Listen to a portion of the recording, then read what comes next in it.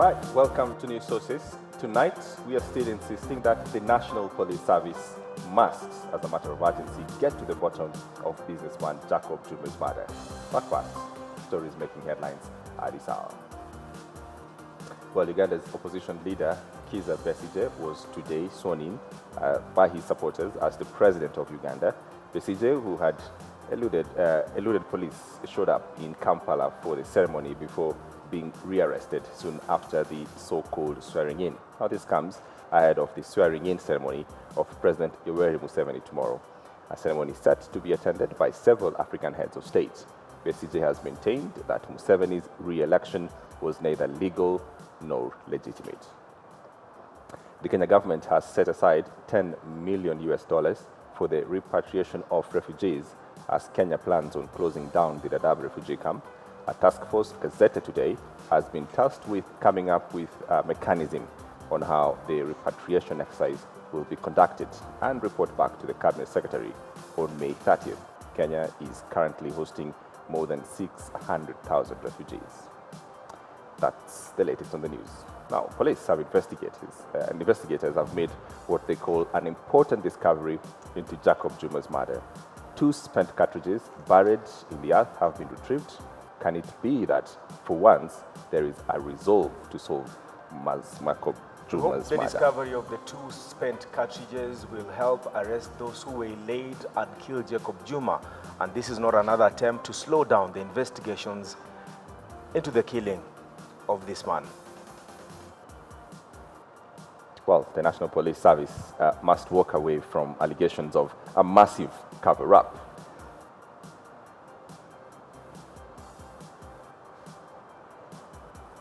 Okay, now to a top story tonight. Now, Uganda opposition leader Kizza Besigye has been sworn in as president a day before incumbent Yoweri Museveni's inauguration. Police later arrested the leader for Forum for Democracy and Change, who has been under house arrest in the past. He addressed a crowd in Kampala in an act of defiance. Is it a treasonable offense?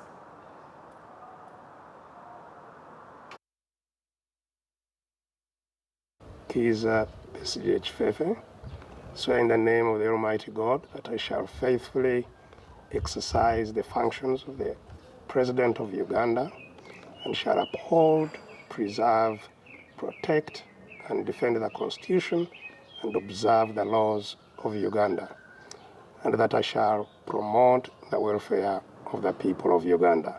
So help me God.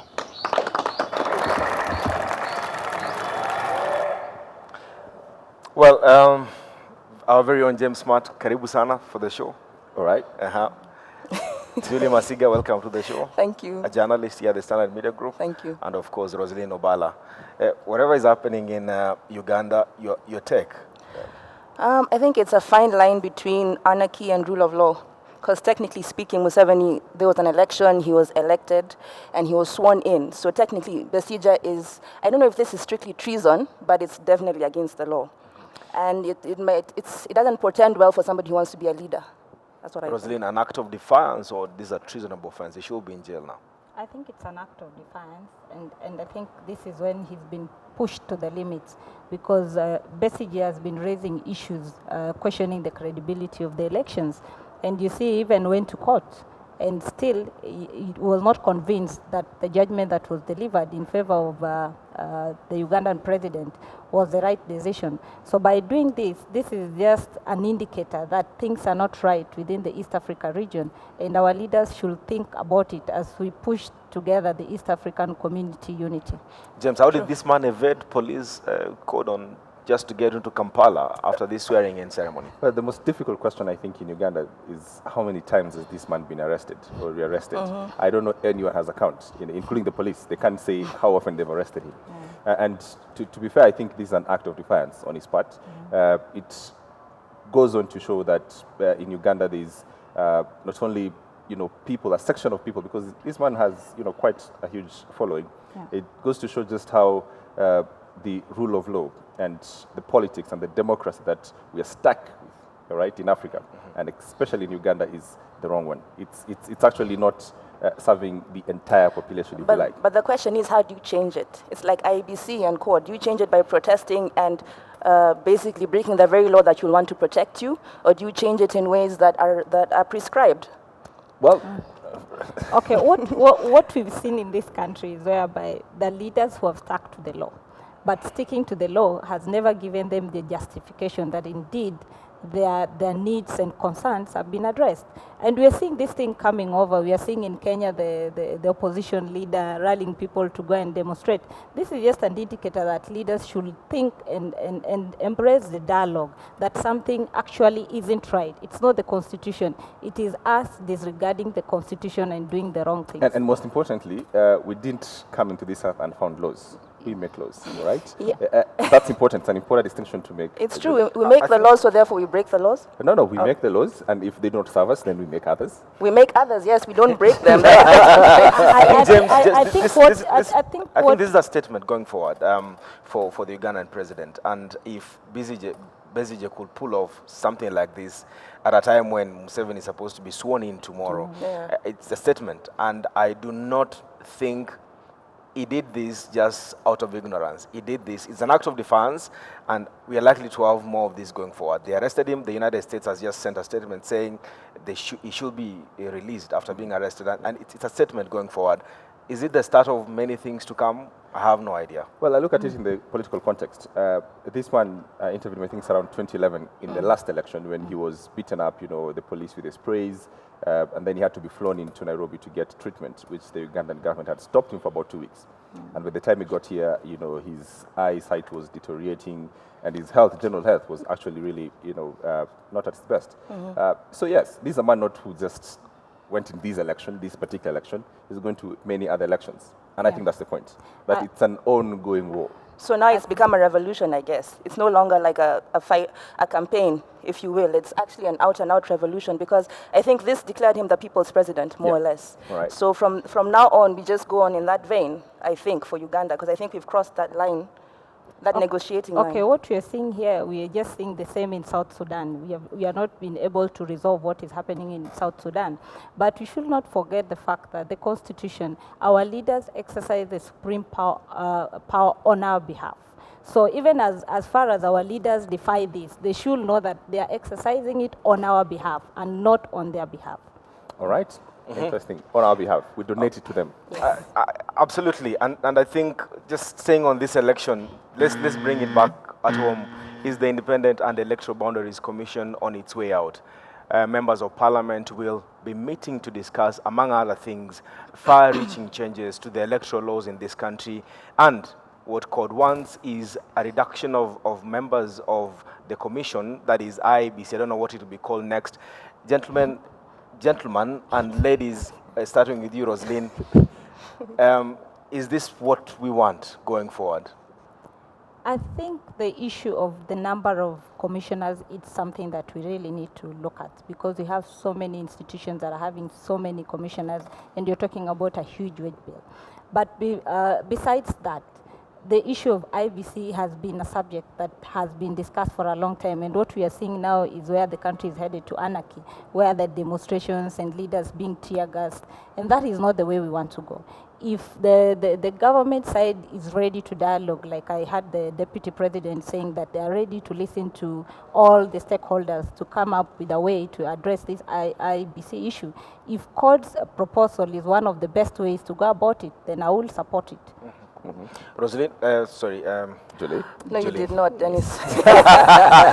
Julie, is this what CORD has been calling for, or Jubilee has just pulled the rug from under their feet? In terms of dialogue? Yes. Yes, I think perhaps the protests were kind of like a leverage or a negotiating tool to get people to the table, because the only way this thing will be solved, obviously, is if both sides agree. So to that extent, I think it worked. And anyway, in any relationship, people need to communicate, right? So whether it's love, hate, like Jubilee and CORD, they need to come together and talk, sort this thing out so we can move forward, because right now we're stagnating. Dennis, I don't know what about you. I think, should we actually be dialoguing with people on the streets? I think it's how you want to look at it, because Jubilee has been saying we cannot give you a chance to dialogue about what? We're in government, we've been running these things. If it's insecurity, we have already addressed it. If it's free laptops for schools, we have done it. We have done so much as far as our election manifesto is concerned. So if you want to dialogue, then you want to dialogue about nusu mkate. So they keep on reminding them, the only thing you want is to share power. You're not interested in dialogue. But I guess if dialogue will go through parliament way, what the members of parliament are suggesting, the two legal affairs committees of the Senate and the National Assembly, I think that is the right way to go. Roslyn, what do you think? You know, when you talk about dialogue, then I don't think that if you take it to parliament, that's the way to go. Because now when you go to parliament, it's about legislation. It's not about dialogue. And the president and the opposition leader and the other leaders are outside parliament. So they cannot dialogue in parliament. But if our leaders in parliament have agreed to reach to build a consensus, like the legal committee has taken a step, and they've also written to the speaker, so that the speaker can also talk to the Senate speaker, so that the legal affairs, the Senate, can also join them. Then I think that's the way to go. If they can build that, because the tyranny in parliament has blocked so many things. So if this time around they can come together and speak as one for the nation, then it's the best way to go. Is there a feeling that Jubilee wants this, CORD wants this, but it's who pulls the trigger first? I think our leaders have not been honest in this, because if you talk even to the Jubilee leaders aside, they will tell you we need to do something about IBC. It is only that maybe it's because of political reasons that they want to tell Kenyans it is the opposition pulling these people out, because these are constitutional holders. And in any case, any decision they take now, they will have to stand by it. But all these leaders want at least some reforms in IBC to restore the confidence of Kenyans as we head to the next election. Julie? Yeah, actually, I agree with Rosalind. I think they do want to agree, but maybe it's a show of might or a show of we have a bigger say than you in this particular negotiation, which is just politics. But at the end of the day, whenever that will be, I think they'll definitely have to build a consensus. So it's, as usual, it's a show for us to watch and speak about, and then in the end, they will come to some kind of consensus. Well, but I think perhaps there's a chance CORD is backing up at the wrong tree. The issues in 2013 in the elections were the several voter registration books, the Green Book, Black Book, and all those. Then the role of the electronic voter system and relaying system, which were inbuilt in the constitution. And they're going for the commissioners. In fact, I think stops them from having that conversation on what actually went wrong in 2013. Well, being as it may, the opposition CORD has formally written to the president to initiate a national dialogue on IBC that is now becoming a subject of Monday protest in the country. The government has not responded to the opposition's call. Is it time for that switching of gears? I think so. I think it's a bit embarrassing for a statesman of Raila's stature, at the risk of being called a Kardashian, to be seen on the streets running away from riot policemen. I think there are better ways to handle these issues. Of course, right now it's given him leverage, as I said, to actually dialogue. But was that necessary? Was that necessary to disrupt life in Nairobi or perhaps other parts of the country for hours in a day? Let's disrupt you a bit. Let's listen to Let's listen to the former Prime Minister. Yeah. We are very open, and we really want to see a proper dialogue initiated so that an agreement is reached which can give this country a peaceful election next time. Isaac Hassan is just a servant of Jubilee, not a neutral arbiter in a contest. He cannot be a referee in an electoral process where other parties are competing. Yep, and a servant of Jubilee. I think coming from the argument from the former Prime Minister's side, what the general feeling among these people is that the commissioners are not impartial, they are partial. But at the end of the day, these people are nominated by various coalition and parties. And the former Prime Minister was one of the PACs that nominated Kina Asa. Isn't that the point, Dennis? Because Jubilee keeps going to that point, saying, listen, you were part of the table when, Isaac Hassan and the rest were getting these appointments. So these, in fact, are your commissioners more than anyone else. I think it's something that the CORD coalition must walk away from going forward, because they will be asked over and over again, do we have to destroy an IBC and an ECK for you to have a free and fair election? How many more commissioners are we likely to have before you finally say this is a free and fair election? But as you said, this man is just a civil servant. And again, he's a pawn in this big game of electoral reforms and electoral processes. But what Rosalind said, and if I may quote her, quietly Jubilee feels something must be done with this electoral body. And remember, you cannot run into an election when you have half of the Kenyan population not feeling we are part of this process. Even if you win it, at the end of the day, there will be issues. Legitimacy. Yes, all right. there will be issues. Julie, if when it happens, we have new commissioners, will finally Raila, keep quiet and lose an election quietly? I think the only way Raila will keep quiet is if he wins the election. And then at that point, every commissioner will be fair and everything will be fine. I think the contention here is that he hasn't yet won, and we're looking for people to blame for the losses.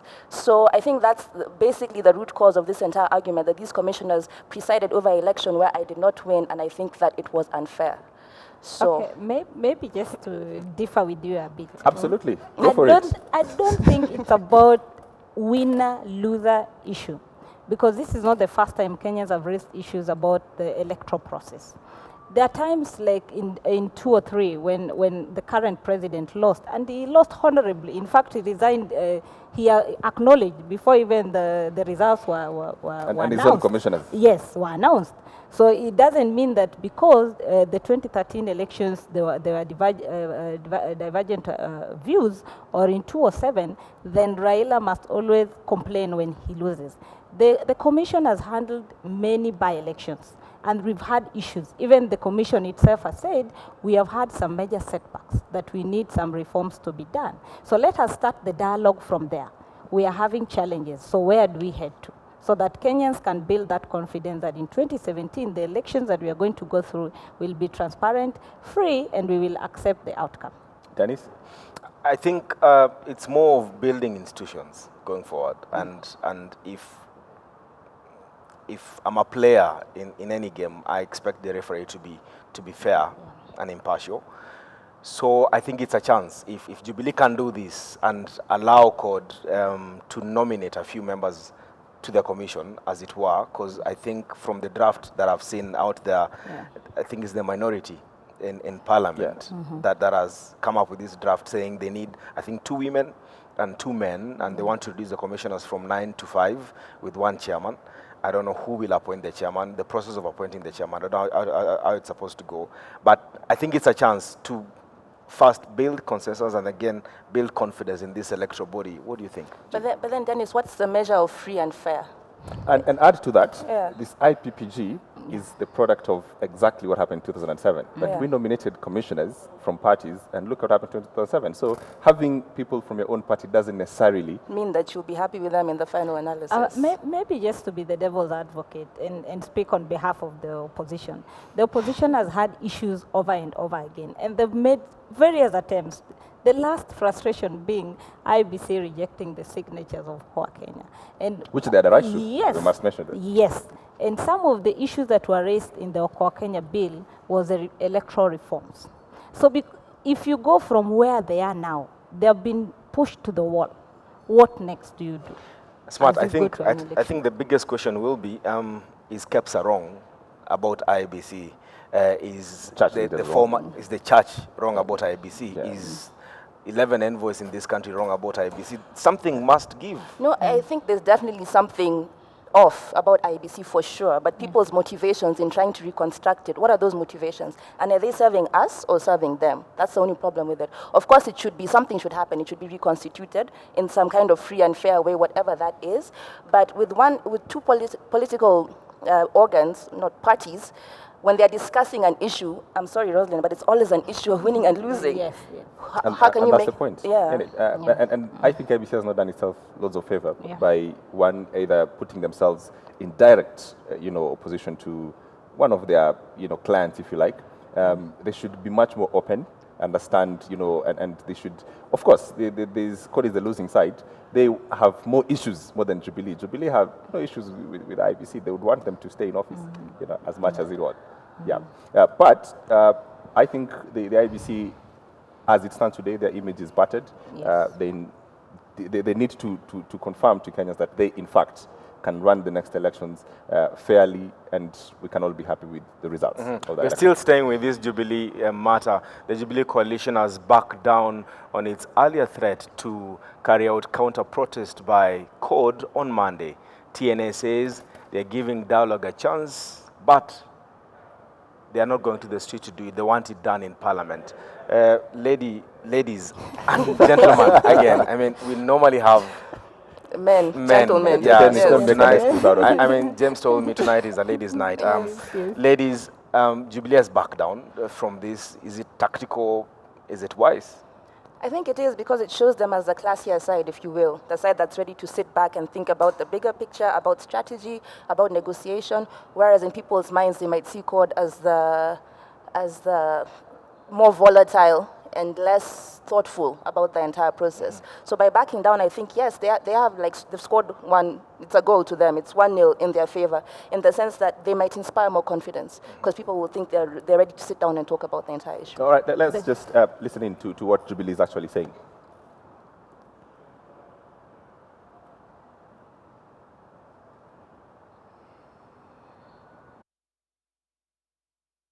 The position of IBC is to assist to ensure that the election is free and fair. Tell you what, if they want to lean on one side, we don't want them.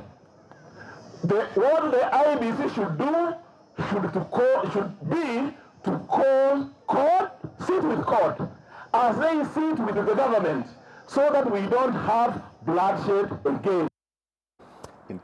Incredibly incoherent.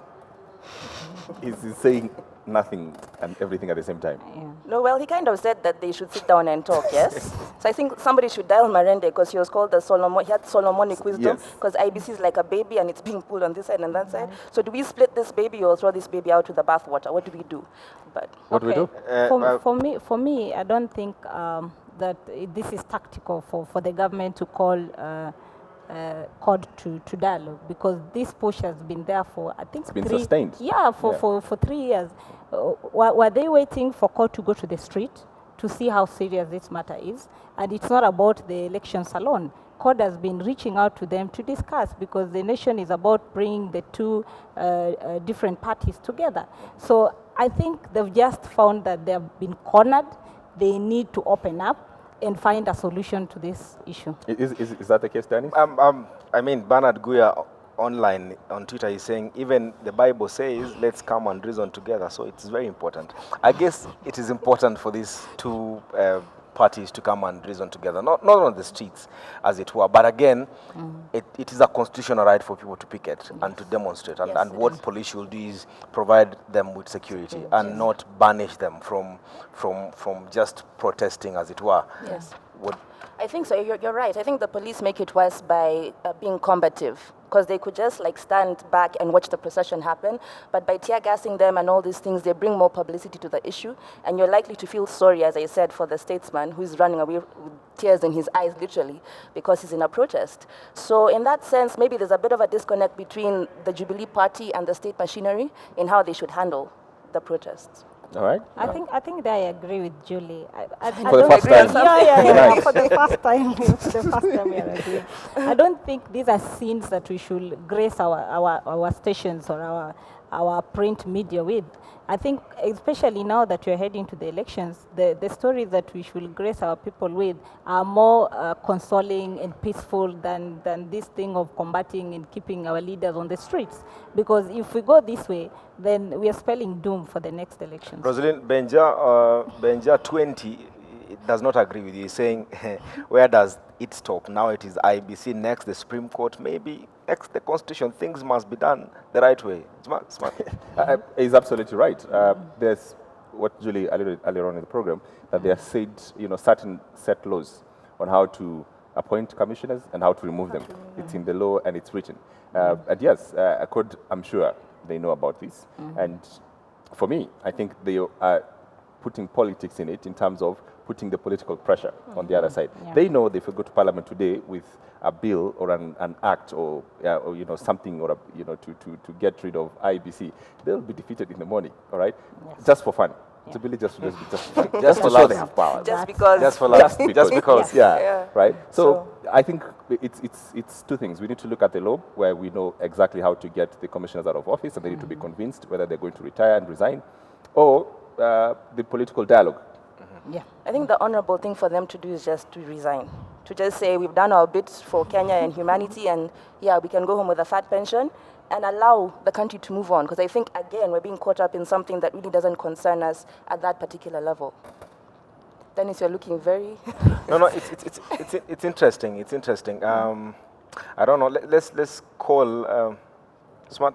Absolutely. Right. Let's now, we're joined by the chairman of TNA, Onyangolo. Good evening, sir. Good evening. Great. I do understand that you called for your supporters earlier in the week to join code, or to go in the streets to protect, quote unquote, what you say, the rule of law and constitutionalism, and you have a change of heart. I think let us get it right. What we did say, and that remained the position of the party, is that if CORD continues or persists with flagrant violation of the law by conducting illegal activities. Onyangolo, hang on. I have to catch you. Is protesting an illegal activity? I am coming to that. We are clear that demonstrations and picketing are legal activities authorized and enshrined by our Constitution. We nonetheless must accept that stone throwing or forceful entry into public buildings is not part of the lawful picketing or demonstration. And that the agents are at liberty to ensure that the law is followed and that whoever wants to exercise his right under the Constitution do also respect the rights of the others. So if I get you right, Yes. you were calling, the thought process is you're calling for TNA supporters to go and stop CORD supporters from infringing on constitutional rights. You are wrong, sir. What is the correct position? Can I state the position because you Please. interrupt before I respond with a Please. question after the other? Please go ahead. Our position was that should CORD persist with the breach of the law by demonstrating, stoning policemen, getting forced entries into buildings, then as the custodians of the sovereignty of this nation and defenders of this Constitution, we shall not hesitate to ask our supporters to rise in defense of constitutionalism and the rule of law. That is to say that as government we are duty-bound to ensure that whatever takes place in this country takes place within the confines of the law. Mr. Onyango, this is Dennis Onsarigo. Are you saying you are likely to call your supporters to arm themselves to defend the Kenyan Constitution? Did I get you right? The word arm is being put in by you. Our position was that we would call our supporters also to exercise their right to peaceful picketing, to say that Kenyans gave themselves the 2010 Constitution and they have all the intention to be governed by that Constitution and the other laws of this land, and that if you want to disband any organ of the state or any arm of the government or any parastatal or any commission, you must do it within the confines of the Constitution and the laws of this land. And that if CORD wants to disband IEBC, they must go to Parliament after the law established. Mr. Onyango, let me walk you back a few seconds. So are you saying that CORD has been engaging in violent protest for you to engage in peaceful protests? Certainly so. You must have seen them stoning the police. You must have seen them trying to gain forceful entries into IEBC offices. You must have seen a party that is the largest in Parliament demonstrating to force commissioners out of their offices when they know what the law says. Mr. Onyango, you're talking of dialogue in Parliament. Do you have an issue with the current IEBC as constituted? As we are, let me put it this way, as a party and as a coalition, We remain non-partisan. We neither support nor oppose, but we remain open that if any tangible evidence is brought that incriminates the commissioners or the commission, then they must be brought to book to answer for any allegations that may have been preferred against them. But Right. the law must be followed and they must be given their day as the law demands. Okay, so let me get the position right now. So Monday, court says that they are going to protest again. Yes. We've agreed that is perfectly constitutional. Are you calling your supporters to come on Monday as well, perfectly constitutionally as well? As long as they utilize their right to the Constitution legally, and remember they have extended an invitation for dialogue, and we are saying that has to be done through the confines of the law. If they exercise their democratic rights, we have no issues. But So- if they do not do that, then we say we also have a right to tell the Kenyans that So exactly what the position is. So if Monday they come on Yes. to the streets and they Yes. protest, are you also calling for your supporters to come this Monday and protest as well? Mr. Ontarigo, This- if you are only willing to listen to what I'm saying, That was smart, Mr. That is Olo. smart. Go ahead. Go ahead. The street is not an illegal activity. They are stoning police officers. They are seeking to break into public offices into what constitutes the criminality. Okay, Mr. Olo, this is Roslyn. Yes. Maybe just come out clear on this. You're saying Yes. that if CORD supporters go to protest on Monday, then you'll also ask the Jubilee members to also come out. And you're saying, just hold on, and you're saying that we have to respect the rule of law. And we have institutions that are mandated by law to ensure there is law and order. So why will the Jubilee leaders again come to counter what CORD is doing? Are you willing to listen? We are listening, sir. Yes. Now, why are you trying to force an answer on to me? I am saying this unless you feel to understand. Our position is this. By coming to demonstrate or to picket, CORD would not have breached any law. Yes. But by coming out to stone police officers, to have forceful eviction of IEB commissioners, to commit other acts of lawlessness, definitely they would have breached. And we are not calling our supporters who want that to happen to counter them. We are calling upon our supporters to come and demonstrate our commitment to the rule of law and constitutionalism, being a document that we gave ourselves barely 6 years ago, that we desire to be ruled by no anarchy, but by the constitution that we bequest to ourselves and to our grandchildren. All right. Mr. Law, this is Julie Masiga. Yes, Julie. My question is this: in your considered opinion, where does this end? What is the end game? The end game is let the constitution reign. Let the laws of this land prevail. Let nobody think that he can bulldoze his way into government or into public sight.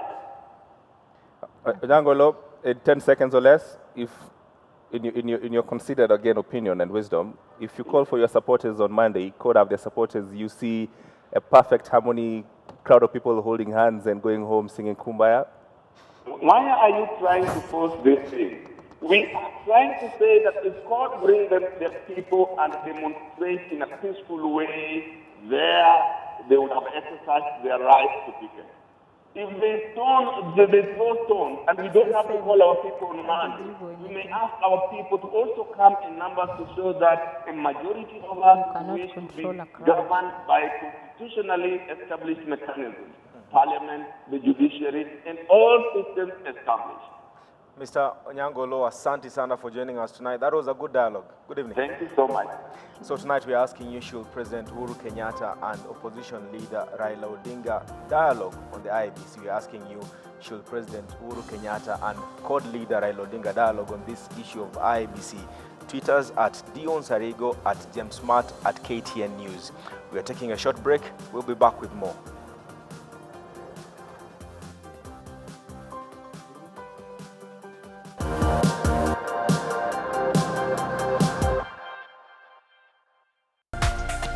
This is KTN News.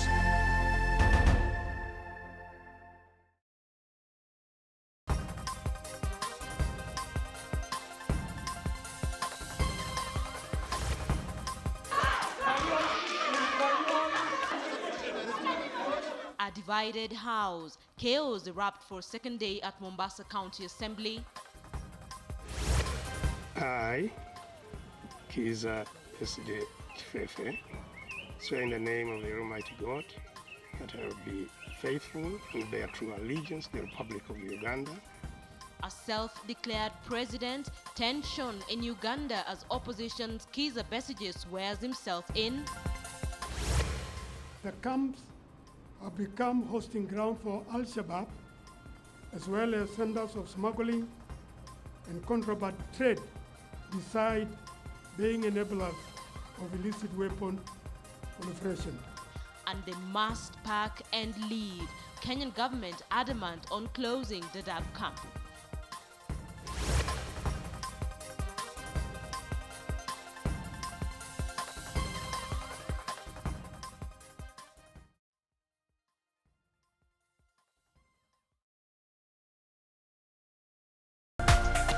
This is KTN News.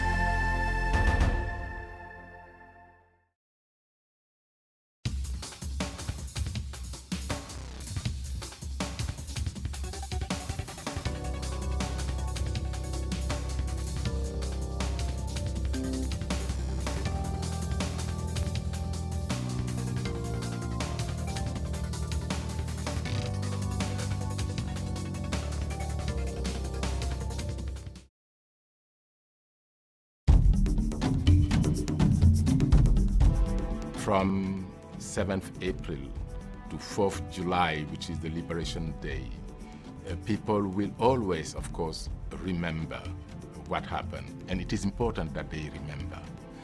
Remembrance is a way of life.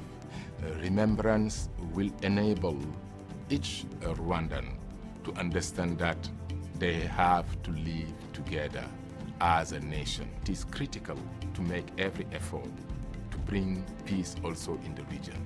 Because if you have a situation which is as critical as the one we are seeing today in Burundi, the situation in DRC, we are facing some kind of a regression of democracy in that part of Africa.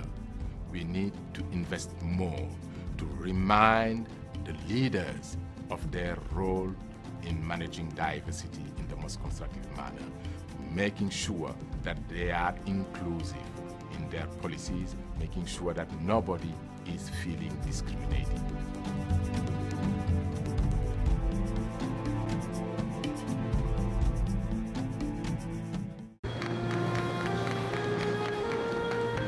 On All Women, we recognize that women play a pivotal role in a nation's economy.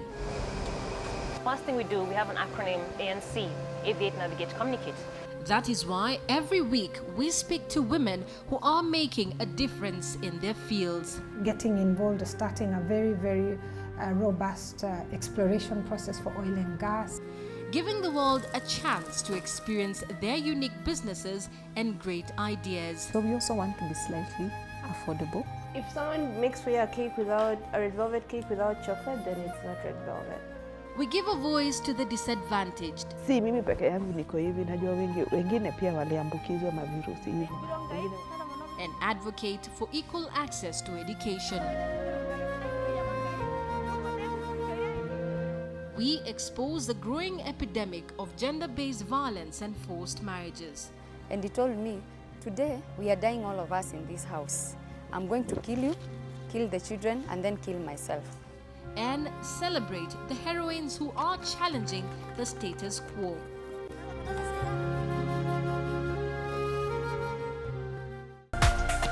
This is KTN News.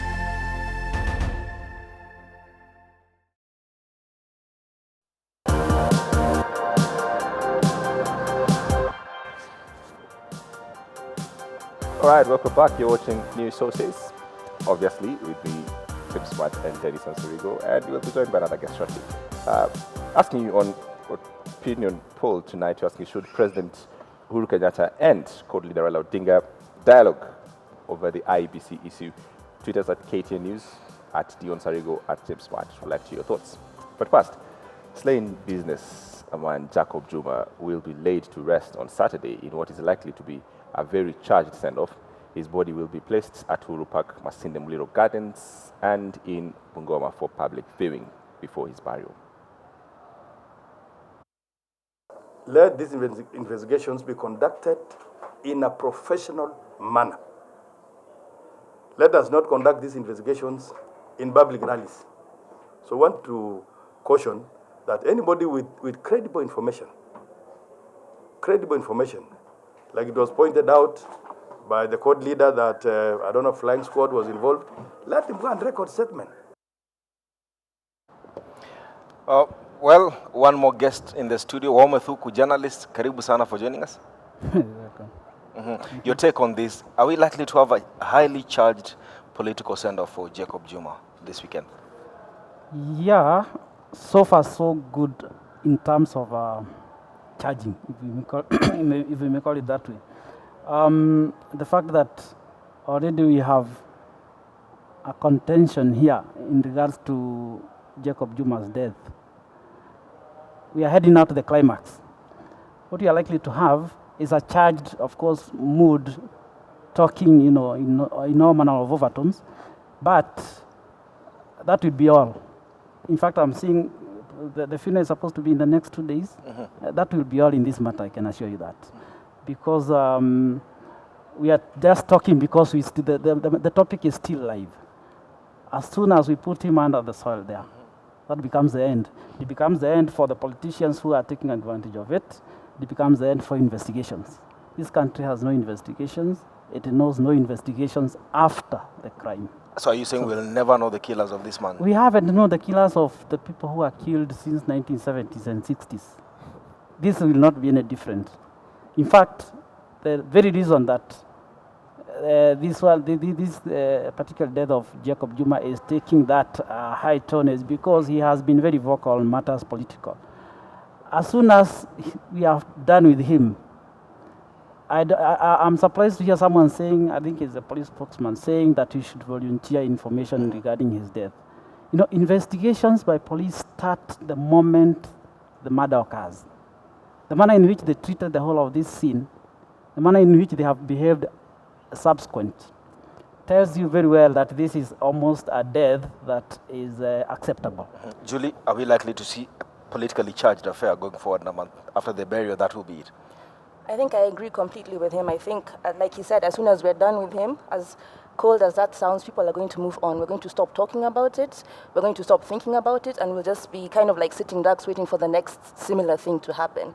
And it's unfortunate that this man has a family. He has a wife, he has a mother, he has relatives who are not going to get the chance to mourn on that particular day. Because I think from 9 a.m. until they put him in the ground, it's going to be all about politics. But insofar as are we going to find answers? I don't think we are in 2 days, and I don't think we will in 10 years. All right.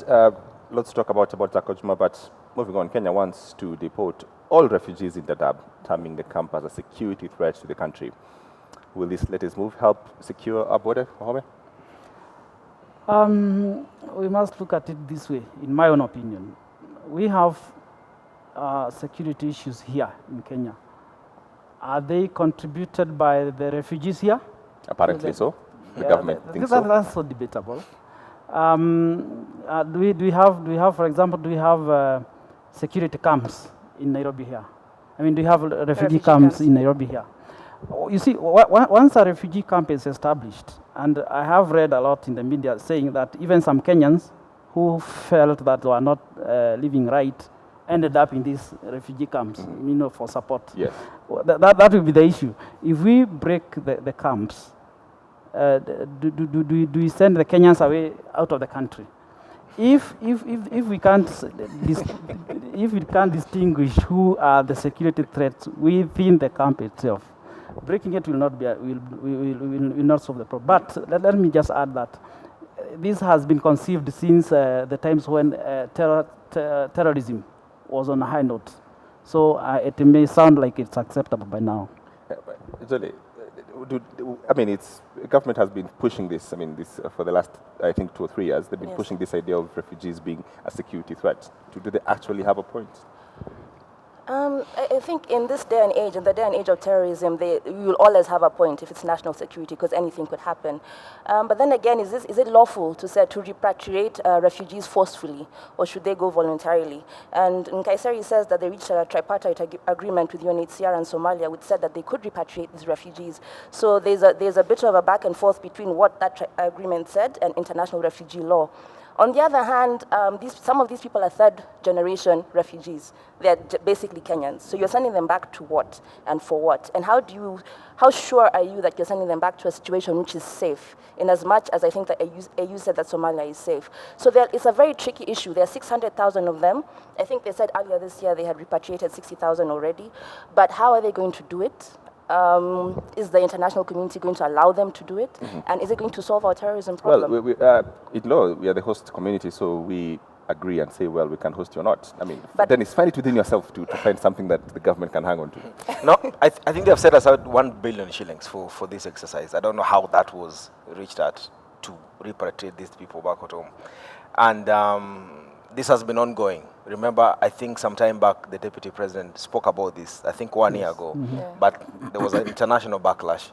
Maybe there has been a push and pull with the international community, and it's time now for these refugees to sadly leave the country and go. But I do not think that the entire planning of Al-Shabaab attacks has been carried out in the Dadaab refugee camp. I don't think so. Certainly. Yeah. You know, we have stations where crossing from Somalia to Kenya is just like a walk in the park. It does not matter how many of them you send away. In fact, it does not matter how much. They will come back. Yes, they may come back, even if they don't come back as refugees. They may come back as criminals. Or let me put it this way: we have people who are not refugees. Mm-hmm. They walk into the country, and they commit crimes, and walk out. Yeah. But so once you've established that they are criminals in that camp, then isn't a reasonable thing to do to shut the camp? Fair enough. We are saying, in terms of security, we may shut the camp. Mm-hmm. However, if you are saying that is a solution to the security, in that particular situation, I would maybe regard it as what, 20% solution, something like that. I really hate to kill these Romans, but we have to finish. We asked you, should Kenyatta and Raila Odinga, have dialogue over the IBC, and 68% of those interacted with us on Twitter think absolutely yes. 29% think, of course not. That's how we should end News Sources. Thank you very much for your company. We always run out of time. Good show. Have a lovely night.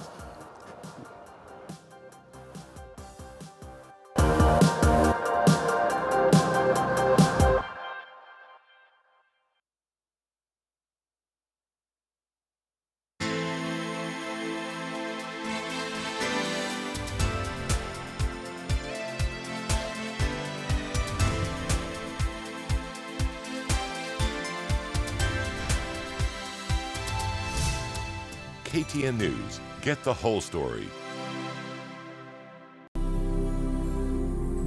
Form 4 graduates, are you ready to transform the world? Study with the best and transform your life, your career, your purpose. I got a C+ and got direct entry to Daystar University. I'm in my 3rd year, transformed and ready to take on the world. Hivi sasa niko katika mwaka wangu wa 4. Hivi basi mimi naenda. Lakini inafundisha kuwa mtu mwenye ubora na nidhamu. Daystar University, providing world-class education for Africa and the world. Diverse programs, diverse cultures, guaranteed employability, and no extended period of study. See you this May.